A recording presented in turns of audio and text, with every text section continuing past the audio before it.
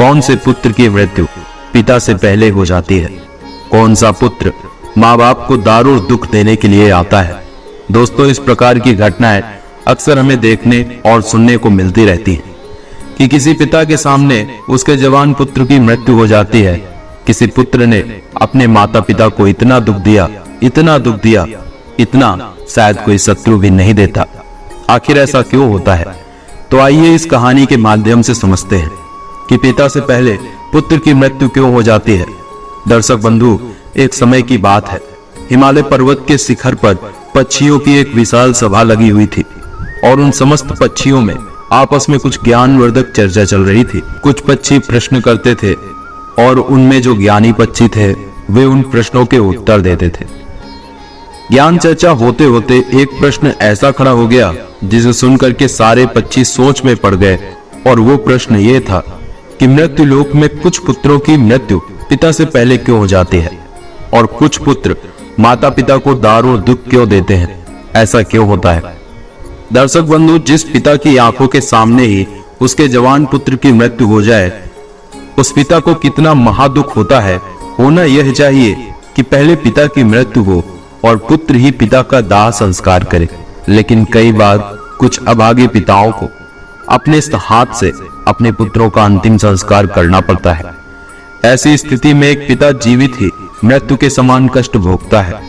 कई बार कुछ बेटे अपने माँ बाप के साथ शत्रु जैसा व्यवहार करते हैं, उन्हें मारते पीटते हैं, उनकी देख रेख नहीं करते, उन्हें तनहा छोड़ देते हैं।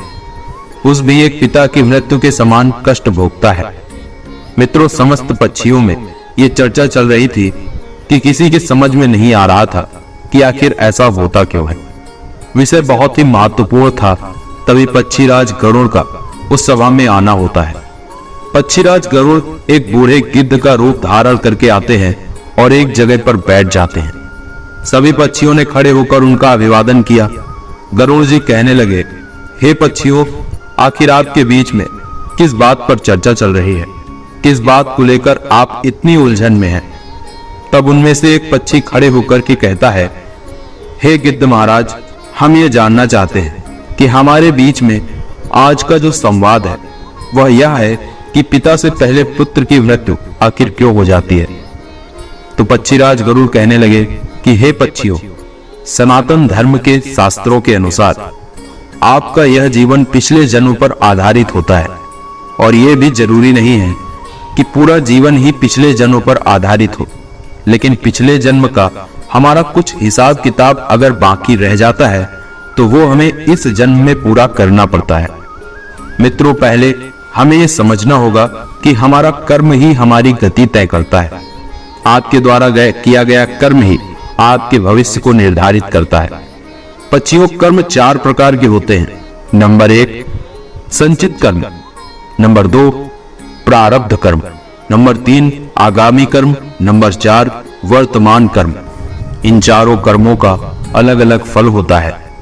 इनमें से जो संचित कर्म होते हैं वो हमारे अगले जन्म में हमारे साथ रहते हैं, और उन्हीं कर्मों का फल हमें कभी कभी दुख और सुख के रूप में भोगना पड़ता है।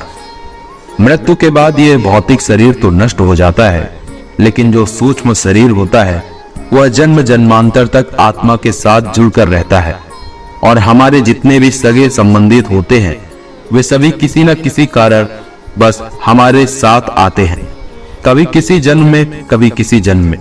वे सब हमारे कर्म का हिसाब चुकाने के लिए अलग अलग रूपों में आते रहते हैं।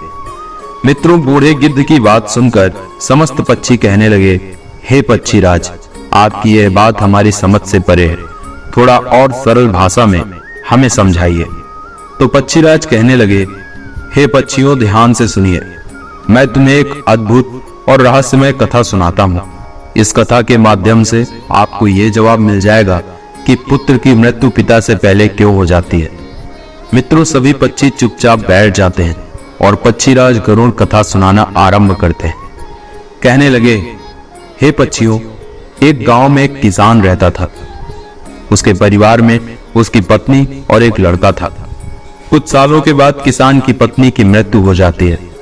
जिस समय किसान की पत्नी की मृत्यु होती है उस समय लड़के की उम्र मात्र 10 साल की थी। तब किसान ने अपनी दूसरी शादी कर ली। उसके बाद किसान को दूसरी पत्नी से भी एक पुत्र पैदा होता है। मित्रों, संयोगवश किसान की दूसरी पत्नी की भी मृत्यु हो जाती है। तब किसान अपने दोनों बेटों के साथ अकेला रह जाता है। कुछ समय बाद किसान का जो बड़ा बेटा था, जो पहले वाली पत्नी से पैदा था, जब वह विवाह योग्य हो जाता है तो किसान ने बड़ी धूमधाम से अपने बड़े बेटे का विवाह कर दिया। मित्रों, धीरे धीरे कुछ समय बाद किसान बीमार पड़ जाता है। बीमारी के चलते उसकी ज्यादा हालत खराब हो जाती है और एक दिन उसकी मृत्यु हो जाती है। दर्शक बंधु, ध्यान रखना, किसान का जो छोटा बेटा था, जो उसकी दूसरी पत्नी से पैदा था, वह अपने सौतेली भाई के साथ रहने लगता है। बड़ा भाई अपने छोटे भाई को बड़े प्रेम से रखता था। धीरे धीरे समय गुजरता चला गया। एक दिन किसान का छोटा बेटा बीमार हो जाता है। तब उसकी ज्यादा हालत खराब होने लगती है तो बड़े भाई ने कुछ आसपास के वैद्य से उसका इलाज करवाया, परंतु उसे राहत नहीं मिली। बूढ़ा गिद्ध कहता है, हे पक्षियों, ध्यान से सुनना, बड़ी ही अद्भुत कहानी है। किन कर्मों से पिता से पहले पुत्र की मृत्यु हो जाती है। दर्शक बंधु, जब भाई ने अपने छोटे भाई का कई वैद्य हकीम से उपचार कराया, परंतु उसमें कोई सुधार नहीं हुआ। छोटे भाई की दिन पर दिन तबीयत बिगड़ती जा रही थी। काफी धन भी छोटे भाई के इलाज में खर्च हो चुका था। इलाज कराते कराते बड़ा भाई अब थक चुका था। एक दिन बड़े भाई ने अपनी पत्नी से सलाह ली कि यदि मेरा छोटा भाई, जो सौतेली मां से उत्पन्न है, अगर यह मर जाए तो हमें इसके इलाज के लिए पैसा खर्च नहीं करना पड़ेगा और जायदाद में भी आधा हिस्सा हमें इसे नहीं देना पड़ेगा। इसके हिस्से की सारी जमीन जायदाद फिर हमारी हो जाएगी। दर्शक बंधुओं, अपने भाई की जान से ज्यादा प्यारी उसके बड़े भाई को अपनी धन दौलत और भाई की धन दौलत लग रही थी। तभी तो कहते हैं, ना बाप बड़ा ना भैया, सबसे बड़ा रुपया। पति का सुझाव उसकी पत्नी को भी बहुत अच्छा लगा। तब उसकी पत्नी कहती है, अजी, ऐसे हम इसे मार भी तो नहीं सकते। यदि इसे मार दिया तो लोग समझेंगे कि हमने लालचवश इसे मार डाला है। क्यों ना हम यह काम किसी वैद्य से करवाएं। आप जाओ और किसी वैद्य को लालच देकर उससे कहो कि इसे दवाई के बदले जहर देकर मार दे। इससे किसी को पता भी नहीं चलेगा और कोई रिश्तेदार भी हम पर शक नहीं करेगा। सब लोग कहेंगे कि यह बीमार था, इसीलिए बीमारी से मृत्यु हो गई। बड़े भाई ने पत्नी की बात मान ली और मन में विचार करने लगा कि किसी से बात की जाए तो हमारा काम बन जाए। मित्रों, बड़े भाई ने ऐसा ही किया। उसे एक कोई निकट का घनिष्ठ वैद्य मिल जाता है। वह वैद्य पैसे का बड़ा लालची था। जब बड़े भाई ने उस वैद्य से बात की कि मुझे मेरे छोटे भाई को जहर देकर मरवाना है, दर्शक बंधु, वैद्य जी पहले तो थोड़े से सहम गए, लेकिन जब किसान के बड़े बेटे ने वैद्य को 1000 मुद्राओं का लालच दिया तो वैद्य यह काम करने को राजी हो जाता है। मित्रों, उसका छोटा भाई बीमार तो रहता ही था, वह वैद्य उसका उपचार करने के बहाने से उसे देखने के लिए आता है और उसका इलाज करने के बहाने उसे जहर देकर चला जाता है। जहर के प्रभाव से तत्काल उसकी मृत्यु हो जाती है। अपने छोटे भाई की मृत्यु पर वे दोनों पति पत्नी बहुत खुशी मनाते हैं। सोचने लगे, अब तो रास्ते का कांटे निकल गया है। इसके हिस्से की सारी जमीन जायदाद पर अब हमारा अधिकार हो गया है। वे दोनों बहुत प्रसन्न होते हैं।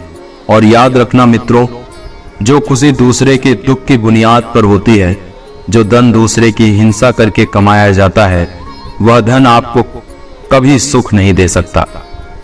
और जो लोग दुख देकर सुख पाने की कामना करने वाले होते हैं, याद रखिए, उनके जीवन में एक दिन महाभयानक दुख आता है। मित्रों, बूढ़ा गिद्ध कहता है, हे पक्षियों, इस प्रकार बड़े भाई ने अपने छोटे भाई को मार डाला और उसकी सारी धन संपत्ति पर अपना अधिकार जमा लिया। किसी रिश्तेदार को भी इस बात का संदेह नहीं हुआ। रिश्तेदार तो ये सोच रहे थे कि ये कितना अच्छा भाई है, अपने सौतेले भाई का कितना उपचार कराया है, कितनी देखभाल और कितनी सेवा की, पर बेचारा उसे बचा नहीं सका। क्या करता, रोग ही ऐसा असाध्य था। बेचारे की मृत्यु हो गई। दुनिया वालों को क्या पता था कि वह मरा नहीं बल्कि उसे मारा गया है। बड़ा भाई पूरे विधि विधान से उसका अंतिम संस्कार भी करा देता है। धीरे धीरे समय निकलता चला गया। फिर गिद्ध कहता है, हे पक्षियों, कुछ महीनों के पश्चात उस किसान के बड़े लड़के की पत्नी को एक लड़का पैदा होता है। बेटे की खुशी में दोनों पति पत्नी बहुत प्रसन्न होते हैं। बड़ी धूमधाम से उस लड़के का जन्मदिन मनाया जाता है। पूरे नगर में मिठाइयां बांटी जाती हैं और बड़े ही लाड़ प्यार से अपने उस पुत्र का पालन पोषण करने में लग जाता है। कुछ वर्षों में वह लड़का जवान हो जाता है। उन्होंने अपने लड़के की एक सुंदर सी कन्या को देखकर शादी कर दी। बड़ी धूमधाम से किसान ने अपने बेटे का विवाह किया। बेटे की शादी में खूब धन खर्च किया। बेटे की बहू जब घर में आती है, जब उसकी शादी हो गई, तो वो लड़का कुछ दिनों के बाद अचानक से बीमार रहने लगा। माँ बाप ने उसके इलाज के लिए बहुत से वैद्य को बुलाया, बड़े डॉक्टरों को बुलाया और उसका इलाज कराने लगे। जिसने जितना पैसा मांगा उसको उतना पैसा दिया। सब कुछ दिया गया ताकि लड़का ठीक हो जाए। अपने लड़के के इलाज में अपनी आधी संपत्ति तक बेच डाली, लड़का बीमारी से बस सही हो जाए। परंतु कहते हैं दोस्तों, जिस पर जिसका जितना कर्ज होता है वो अवश्य चुकाना पड़ता है, चाहे कोई कैसे भी चुकाए। मित्रों, उस लड़के की दिन पर दिन तबीयत खराब होती चली जा रही थी। लड़का बीमारी के कारण मरने की कगार पर आ गया। शरीर बहुत ज्यादा कमजोर हो गया था। मात्र अस्थि पुंज शेष रह गई थी। लड़के को चारपाई पर लेटा रखा था और उसका पिता अपने कुछ रिश्तेदारों के साथ और अपनी पत्नी के साथ अपने पुत्र की दयनीय हालत देखकर दुखी होकर के उसकी तरफ देख रहा था। अपने रिश्तेदारों से कह रहा था कि यह क्या हुआ, मेरा इकलौता पुत्र है, भगवान ने मुझे किस बात की सजा दी है। देखिए श्रोताओं, उसी समय वो लड़का बोल उठा, अपने पिता से बोला कि भाई, अपना हिसाब साफ हो गया है, बस अब कफन और लकड़ी का हिसाब बाकी है, उसकी तैयारी कर लो। ये सुनकर उसके पिता ने सोचा कि लगता है बीमारी के कारण लड़के का दिमाग भी ठीक से काम नहीं कर रहा है। देखो ना, मैं इसका बाप हूँ और यह मुझसे भाई कहकर बोल रहा है। तब लड़का कहता है, नहीं भाई, आप मेरे बाप इस जन्म में हैं, मैं तुम्हारा पिछले जन्म का भाई हूँ। याद कीजिए, ये सभी रिश्तेदार बैठे हुए हैं। मैं तुम्हारा छोटा भाई हूँ, तुम्हारी सौतेली माँ का बेटा, तुम्हारा छोटा भाई, जिसके लिए आपने मुझे जहर देकर मरवाया था। अब वही संपत्ति बिककर मेरे इलाज में लग चुकी है। आपके ऊपर मेरा जो धन था वह मैं धीरे धीरे अपने इलाज में लगवा चुका हूँ। मित्रों, यह सुनते ही उसका पिता एकदम से फूट फूट कर रोने लगता है और कहता है कि हाय, मेरा तो कुल का नाश हो गया। हाय, मैंने यह क्या किया, जो किया वो मेरे आगे आ गया। पर भाई, मुझे यह तो बता दो, मैंने जो किया था वह तो मुझे देखने को मिल गया, पर एक बात मेरे समझ में नहीं आती, इस तेरी पत्नी का क्या दोष है जो बेचारी ब्याह कर तेरे साथ आई है? ये तो निर्दोष है, अब इसको जिंदा जलाया जाएगा। गिद्ध बोला, हे पक्षियों, उस समय सती प्रथा चलती थी, जिसमें पति के मरने के बाद पत्नी को पति की चिता पर जिंदा जलाया जाता था।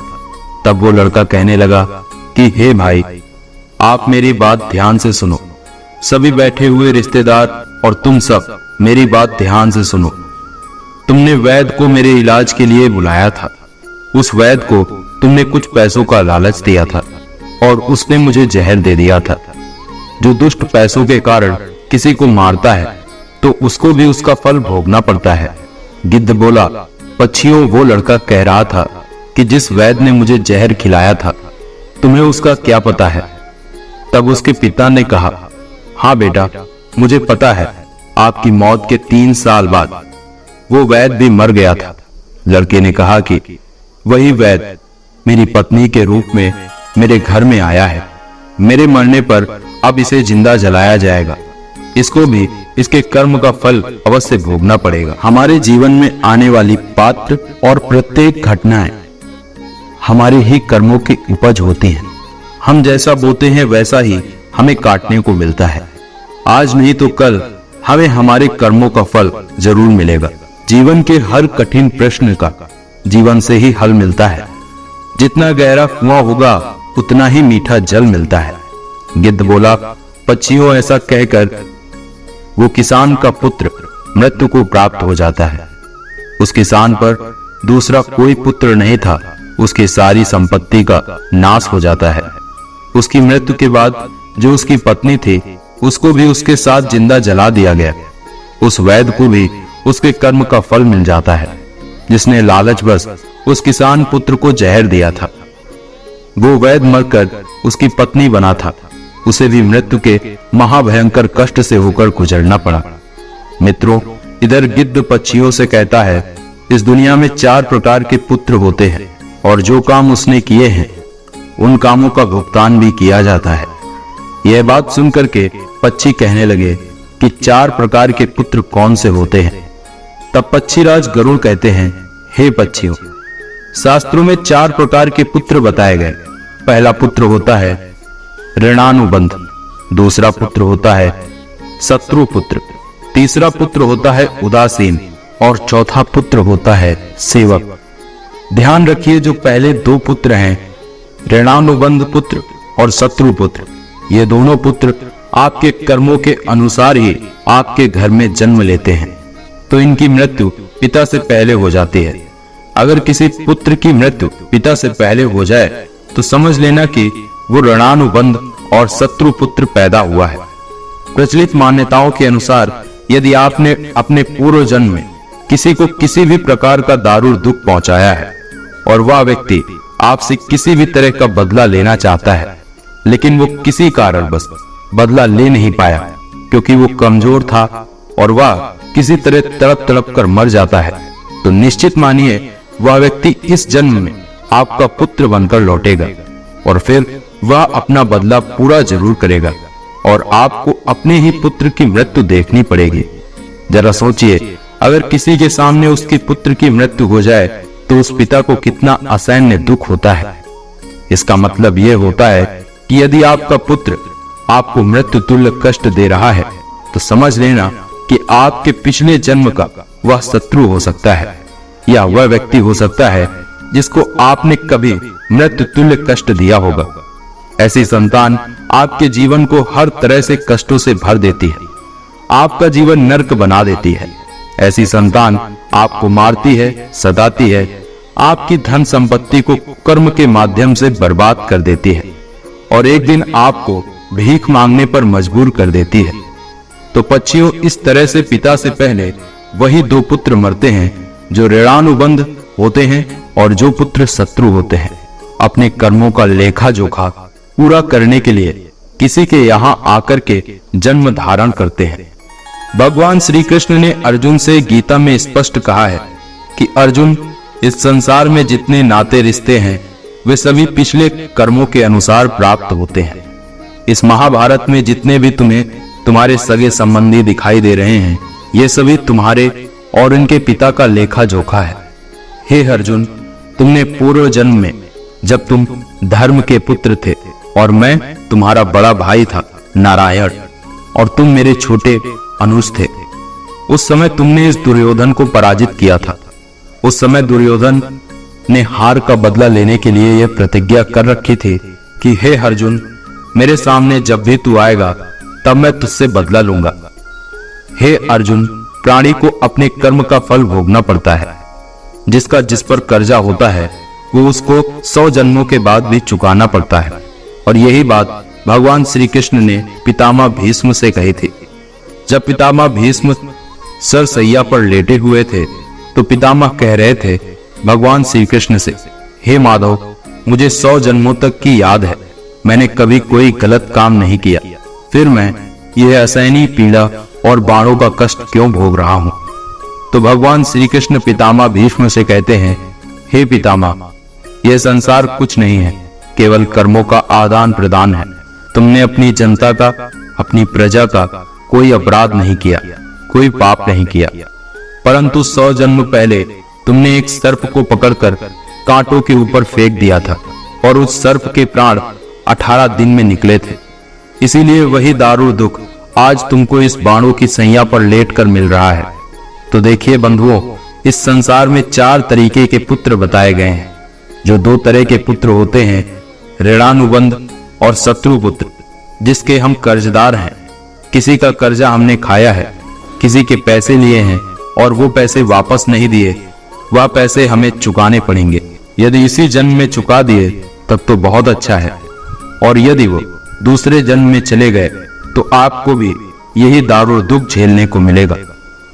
वो पुत्र के रूप में जन्म लेगा, भाई के रूप में जन्म लेगा, या आपके प्रिय किसी सगे संबंधी के रूप में जन्म लेगा, या फिर आप गधा बनेंगे या बैल बनेंगे या कुत्ता बनेंगे। जो आप उन पैसों को चुकाएंगे, आपको कर्ज तो जरूर चुकाना पड़ेगा। यही शाश्वत विधान है, यही प्रकृति का नियम है। हर क्रिया की प्रतिक्रिया जरूर होती है, और जो दूसरे तरीके का पुत्र होता है, शत्रु पुत्र, वो भी आपसे बदला नहीं छोड़ेगा। आपके पास कोई गरीब रहता है, कोई कमजोर रहता है, और आप ताकतवर हैं, उस पर आप अपना बल प्रयोग कर रहे हैं, उसे मृत्यु के समान यातनाएं दे रहे हैं, तो जितनी यातनाएं उसकी आत्मा सहेगी, वो भी मौका मिलने पर आपको उतनी ही भयंकर यातनाएं देगा, और आप उन यातनाओं से आहत हो जाएंगे। चाहे वो पुत्र के रूप में हो, पिता के रूप में दे, या पत्नी के रूप में। इस प्रकार से मित्रों, पहले वाले 2 पुत्रों की मृत्यु पिता से पहले हो जाती है, और बाकी के जो 2 पुत्र होते हैं, उदासीन और सेवक, उनकी मृत्यु पिता के बाद होती है। यानी कि पिता पुत्रों की मृत्यु नहीं देखता। तो हमेशा हमें ध्यान रखना चाहिए कि किसी का, किसी और का हम ना लें, अगर लें तो फिर उसका वापस दें। मित्रों, दूसरी बात, किसी को इतना परेशान भी नहीं करना चाहिए कि वह हमसे कमजोर है और हम उसको मृत्यु के समान यातनाएं दे रहे हैं, तो वो भी मौका मिलते ही आपसे अपना हिसाब जरूर चुकाने आएगा। दर्शक बंधुओं, ध्यान रखने की बात है, हमें कभी भी किसी का बुरा नहीं करना चाहिए, किसी का अहित नहीं करना चाहिए। अब तो आप समझ ही गए होंगे कि कौन से पुत्रों की मृत्यु पिता से पहले हो जाती है और कौन से पुत्र माँ बाप को कष्ट देने के लिए आते हैं। मित्रों, सीधी सी बात है, अगर हम किसी के साथ उपकार करते हैं, मुसीबत में उसकी मदद करते हैं, गरीबी लाचारी में उसे धन से सहायता करते हैं, तो समझो आप अपने प्रिय मित्रों की संख्या बढ़ा रहे हैं, और वह प्रिय मित्र मुश्किल वक्त में आपके साथ जरूर खड़े होंगे। और यदि हम किसी के साथ बुरा करते हैं तो शत्रुओं की संख्या बढ़ाते हैं, और वह शत्रु हमेशा हमें चोट पहुंचाने की सोचते रहेंगे। यानी कहने का मतलब, हमारे ही कर्म सुख और दुख बनकर हमारे पास देर सवेर लौट कर आते हैं। अंतर सिर्फ इतना है, अगर कर्म जल्दी लौटते हैं तो उनका ब्याज कम मिलता है, और 2-4 जन्म लेकर आते हैं तो ब्याज ज्यादा चुकाना पड़ता है। दोस्तों, ये थी हमारी कहानी। मैं उम्मीद करता हूं इस कहानी से आपने बहुत कुछ सीखा होगा। तो चलिए, अपनी कीमती राय कमेंट में भेजिए। मिलते हैं आपसे अगली वीडियो में, अगली कहानी में। आप सभी का बहुत बहुत धन्यवाद। जय श्री कृष्ण।